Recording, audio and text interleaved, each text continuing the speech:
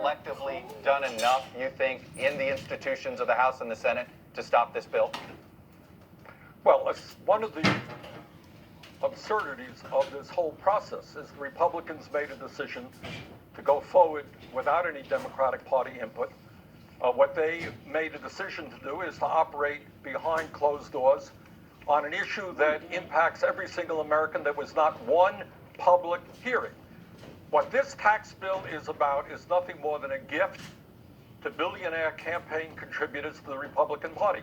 You have 62% of all of the tax benefits going to the top 1%, 40% going to the top 1/10 of 1%. At the end of 10 years, 83 million American middle-class taxpayers will be paying even more in taxes. 13 million people will lose their health insurance, and they're going to run up a deficit of $1.4 trillion. This is not a tax bill designed to help the American people. It is a tax bill designed to help the wealthiest people in this country and the largest corporations, and I'm going to do everything I can to see that it is defeated. I understand that, but what's realistic? I mean, you don't have the votes. Is it trying to find one more Republican, or where are you? Right. It's not true. Senator Corker has made it clear that it's absurd that we would run up a deficit of $1.4 trillion. He's right. There are other senators. Senator Rubio has his concern. McCain has his concerns. Collins has her concerns. I would hope that the American people would say that at a time of massive income and wealth inequality, where the top 1/10 of 1% owns more wealth than the bottom 90%, why would we be giving massive tax breaks to people who don't need it and then cut back on programs that middle-class people do need? Now, by the way, one of the ugly aspects of this, Chuck, is, as you well know now, what Paul Ryan is saying is, oh my goodness, if the deficit goes up by $1.4 trillion as a result of this tax bill, we're going to have to cut back and cut Social Security, Medicare, Medicaid, and other programs. Tax breaks to billionaires, cuts to Social Security. That is grossly unfair. And please remember what Donald Trump said in his campaign. Yeah. He said, I will not support cuts to Social Security. President Trump, keep your word. Veto that legislation. I believe you bring a poster board of that tweet or quote down to the Senate floor almost weekly, for what it's worth. I want to move on to what happened to one of your colleagues this week when Al Franken decided to resign. I want to play for you something that was sort of a common refrain among quite a few conservatives. Here's Newt Gingrich. And what you saw today was a lynch mob. Let's not have due process. Let's not ask anybody any questions. Let's not have any chance to have a hearing. Let's just lynch him. Al Franken wanted the Ethics Committee to take a look first before he made any decisions. Bob Menendez is in the midst of an Ethics Committee probe. Why should Bob Menendez be given time in front of the Ethics Committee before you guys as Democrats decide his fate versus Al Franken? Well, Bob Menendez, as you know, underwent a lengthy trial. There was a hung jury. He was not convicted of anything. He could be retried. He may be retried, for what it's worth. He may be, but that's where we are today. I think in terms of Al Franken, what you have, and Al Franken is a friend of mine and I think has been a very good senator from Minnesota. But what you have is a situation where Senator Franken acknowledged wrongdoing on several occasions, inappropriate behavior, and he felt that the appropriate thing to do was to offer his resignation. I think what the absurdity is... He didn't think, I'll be honest with you, Senator, he didn't sound like somebody who thought it was appropriate. He sounded like somebody who was being forced to resign.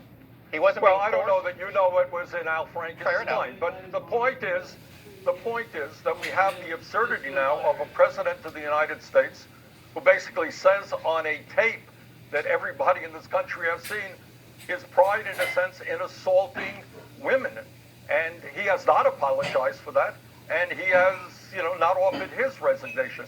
So I think that's the absurdity. But I think in terms of what Gingrich was saying, there needs to be a due process. There needs to be a differentiation between somebody who pats somebody on the backside and somebody who commits terrible acts against women. And furthermore, what we need in this country, and this whole debate discussion is bringing this up, we need a cultural revolution, because it's not just famous people who are harassing women. There are people all over this country, women who are working in restaurants, who are being harassed every single day. We need to change the culture of how we treat women on the job. I want to ask you about the issue of impeachment. Here is Tom Steyer. He's a billionaire activist, may run for the U.S. Senate himself in California. He's been running these ads nationwide. Let me play a clip. He's brought us to the brink of nuclear war, obstructed justice at the FBI, an indirect violation of the Constitution. He's taken money from foreign governments and threatened to shut down news organizations that report the truth.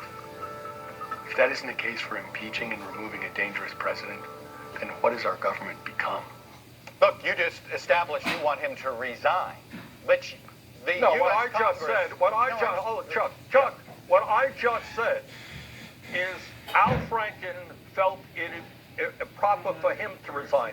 Here you have a president who has been accused by many women of assault, who says on a tape that he assaulted women. He might want to think about doing the same. All right, no, understandable. But let me go to this impeachment question here.